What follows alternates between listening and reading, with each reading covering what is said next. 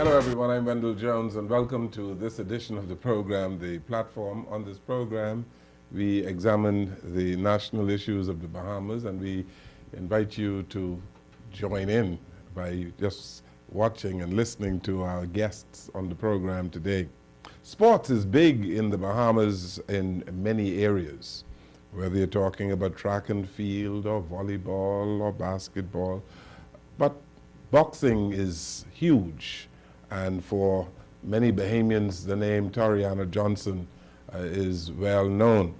And he has been sponsored over the years by Peter Nygaard, and Peter Nygaard has been doing some wonderful things for the promotion of sports in the Bahamas. And working along with Mr. Nygaard is Carlos Mackey. And so on our program today, we have Carlos Mackey, who is here, along with Tureano Johnson. And Tureano is ranked 9. The WBC ranks him 9 in contention for the world middleweight title. And it is our pleasure to have him here today. Tureano, welcome to the program. Oh, it's a pleasure to be here. And thank you so very much for coming, Mr. Mackey. It's a pleasure, Mr. Jones, to be here again with you and this fine young man here. A fine young man he is. Yes, he is. He is well recommended by you. Yes, and I'm very proud of him. The Bahamas should be very proud of him, Mr. Jones. Absolutely. Matter of fact, you know how history has it, right here at this show, 2008, on Jones, I interviewed him. Remember that? Yes. 2008, that was my first interview, athlete, this young man. It's amazing.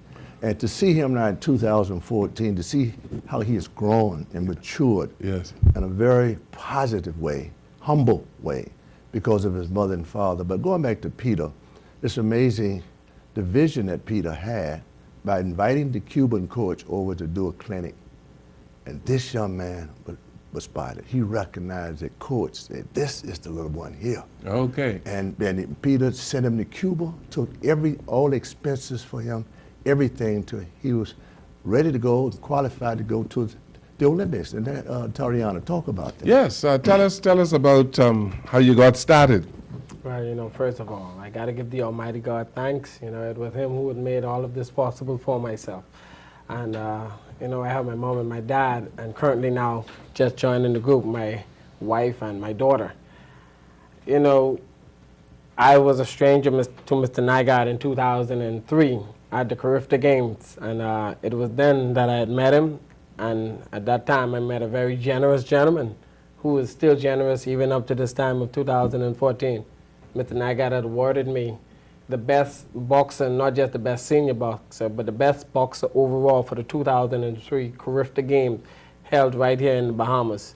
And it was from that moment on that most of my life had changed, giving me the opportunity to go and train in such a condition, harsh condition, so to say, which many Bahamians would believe would be very harsh. But I was able to withstand the conditions that Cuba had offered, but I knew my intentions was to go down there, to study, to learn, and to come back and make my countries proud.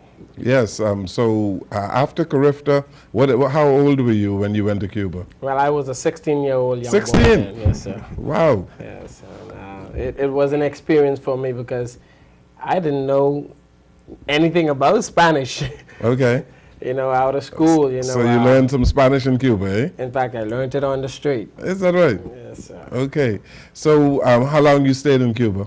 I stayed down in Cuba for a maximum of 9 years, with intervals in between. At times I come home, at times I go back to Cuba. But most of my time was spent in Cuba or pretty much on the airplane traveling to another competition. So my life has been comprised of living out of a suitcase during that period of time, but it has educated me and taught me how to appreciate my very own country.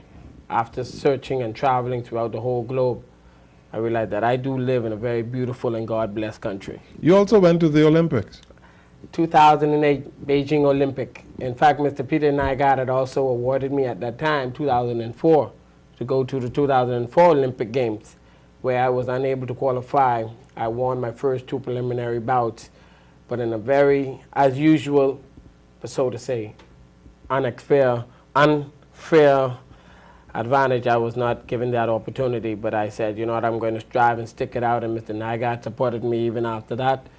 and we were able to qualify for the 2008 Olympics, where I had made it to the quarterfinals, fighting the hometown fighter, Mr. Shinati, I think it is, from China, and you all can be the judge of that when you watch it on YouTube. So you thought you won that fight, eh?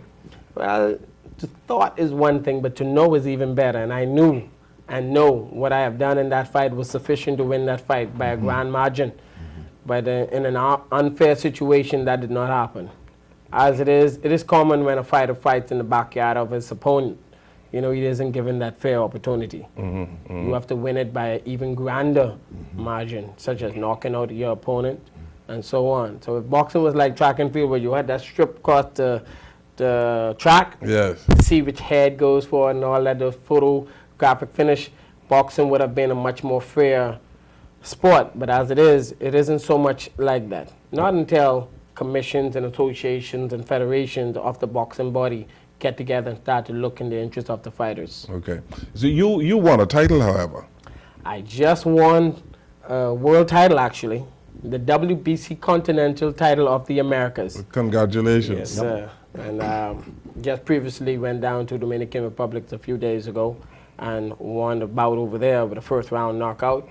And by doing so, I was ranked number 14 in the world. Now I am currently ranked number 9 by the WBC, and also pushed into the rank by the IBF as number 14. So I think I'm doing some grand things in boxing today. And your ambition is to, of course, win the world middleweight title, eh? Oh, no doubt. You know, I know my capabilities, and to become a world champion is only a speck on it. I would like to unify all of the titles. I would like to have the WBC, the IBF, the IBO, the WBO, and every other title that comes along with it. I know my capabilities, and my capabilities are unmatched by any other athlete. You've been given a tremendous amount of encouragement by Peter Nygaard. Oh, indeed. You know, and Mr. Nygaard is a true blessing to myself. And it would only hurt if I ever lose a gentleman like himself. You know, it's not just for the financial assistance. Mr. Nygaard is one who I look forward to. He's a perfectionist. You know, one, as I watch and I study the way he operates even on the keys, you know, people might say, oh, he's a tyrant at times, but he's a man who wants things done the right way and in order. As I see in my boxing career, I want things done in order. You know, if I have a team, I need my team to be in order. You know, hey, we have a time to go to train, everybody need to be at their key. You know, Yes. T's crossed and I's dot. Yes. And you spent a tremendous amount of time at Nygaard Key, haven't you? Oh, yes. Well, you know, I'm a VIP guest, I would suppose I am. Yes. I'm treated as though every time, yes. And even Mr. Nygaard himself, at Nygaard Key or anywhere else, Mr. Nygaard does treat me with such great respect, as well as I treat him with even greater respect. For as a man as he is, so generous, why should I not be able to do that for him? Yeah. What motivates you? I grew up in a big family. My mother and my father are my greatest support from the time of birth. But ultimately, I look at my country and I say this country is a country that has the potential to do much things, great things, the best things, the grander things in life. I would really love to make my country proud.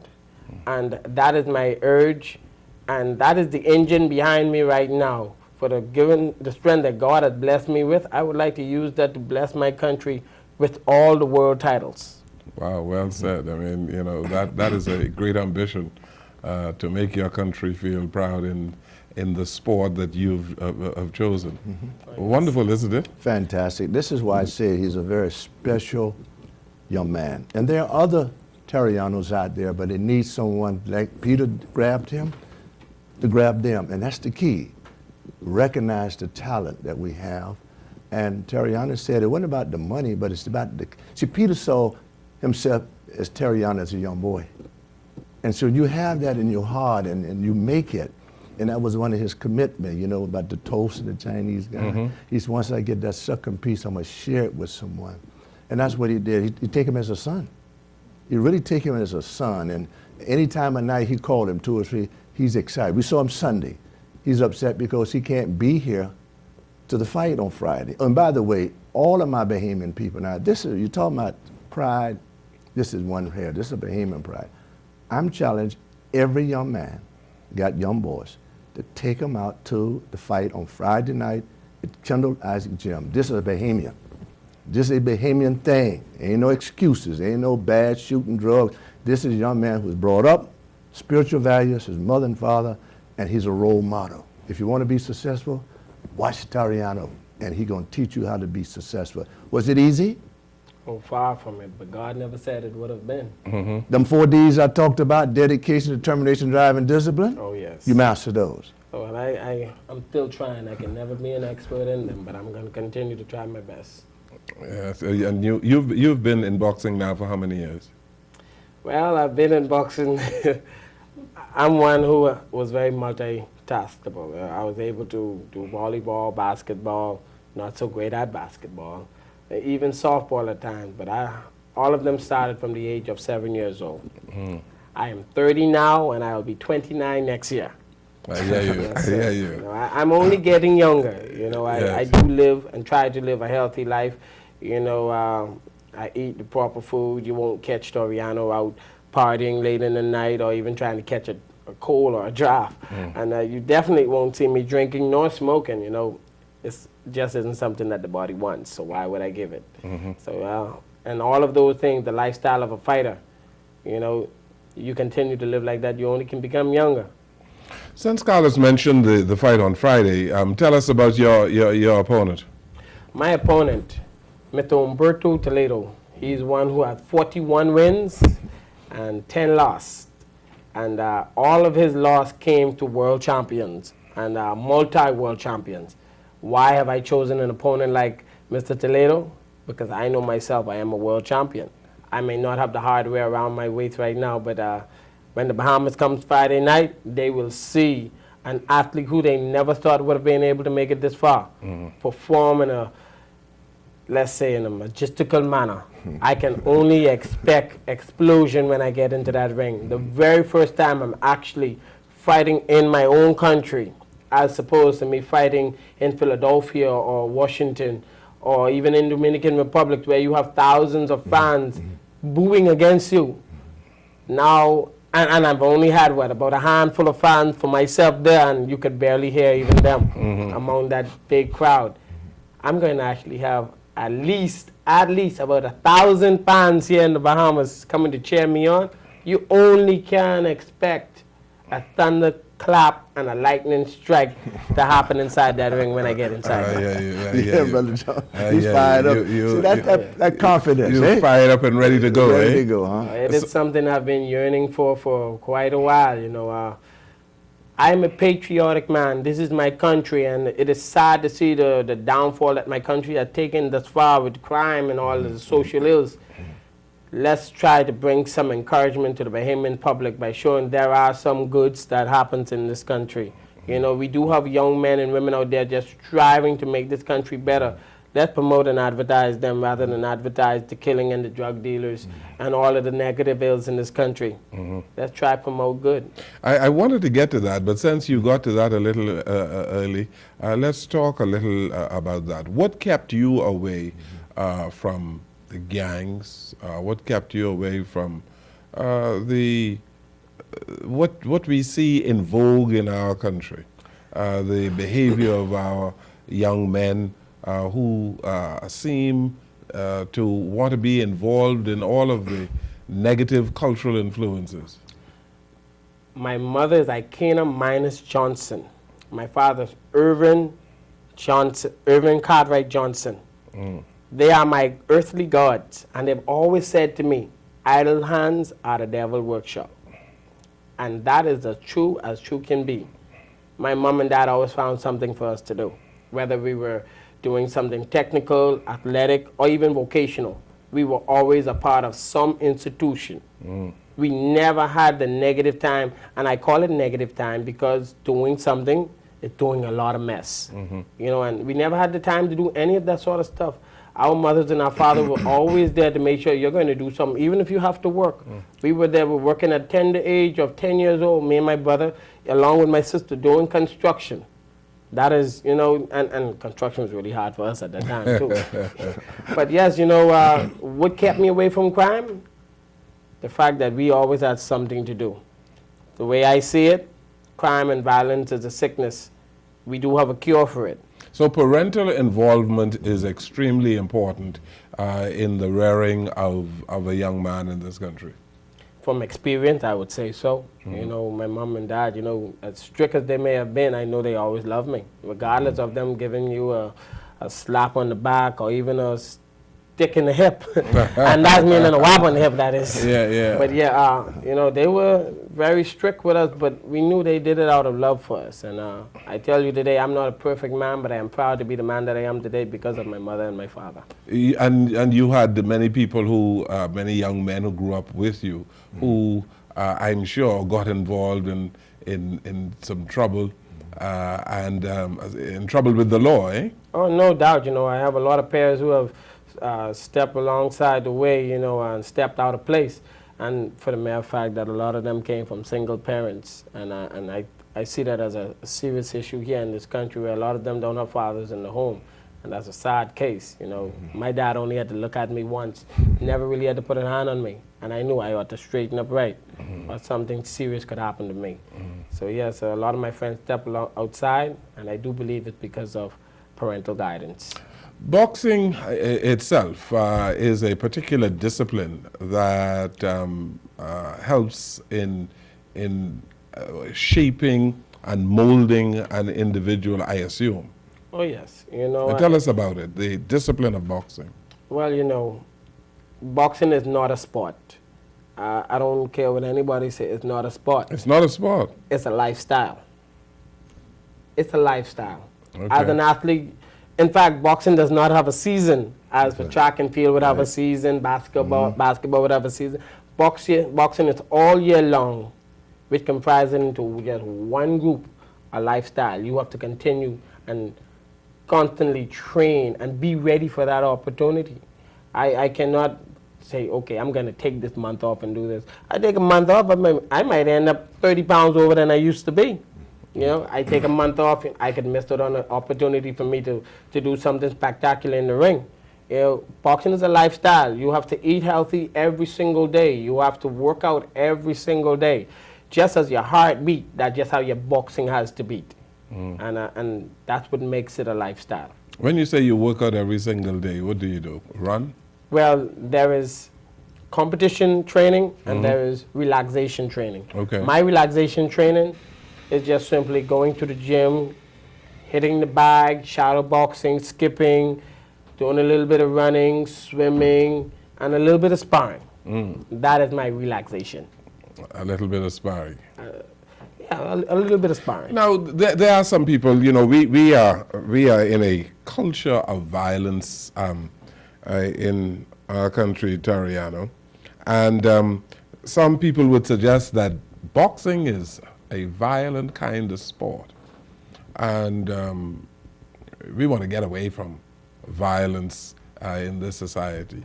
Disabusers of that notion that boxing is a violent sport. Can you? Wow, you know, it's degrading to even say such a thing, and indeed I've heard that on many occasions. But those folks who have said that, they haven't done their research. They are entirely wrong. You know, when you find most boxers, you won't find them on the street fighting someone else. You have exhausted all of your energy inside of the gym. And then when you know your worth, that these very same hands that I have on my body, two hands. Except Mike Tyson. Yeah. Let's shift into the room.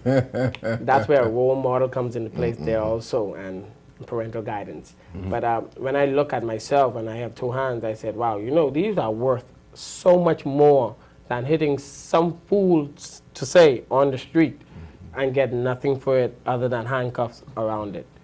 So when I look at it in that aspect, I say, why? Why? What is a such thing to run away from a fight? I think, shoot, I just gave you the opportunity to spare you a beating and to spare myself of getting locked up in jail for the rest of my life, most possibly, especially if you fight me, I might do something very dangerous. Yeah. So you would run away from trouble, eh? Well, of course, you know, why should I hit somebody for nothing? Unless you're going to pay me some good money. And of course, a referee and a doctor have to be in place. And yeah, we have to make sure that the funds are in the right order. Yes, sir. Okay, let's take a break here on the program. Tureano Johnson, our guest on the program today, and he is along with Carlos Mackey. And we are talking about his career and the help that he got along in becoming the kind of a boxer that he is. Peter Nygaard played a vital role in getting this young man where he is in not only in the Bahamas but in the world. We take this break, we'll come right back.